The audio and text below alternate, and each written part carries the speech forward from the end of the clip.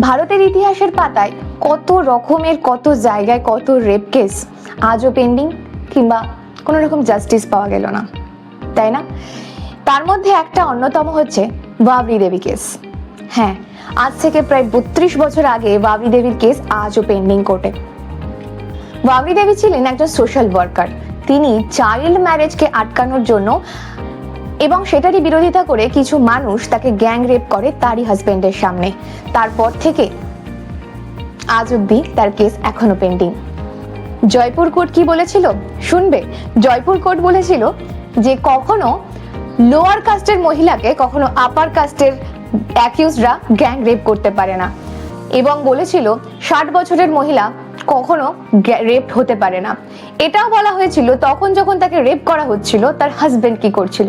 Can you imagine?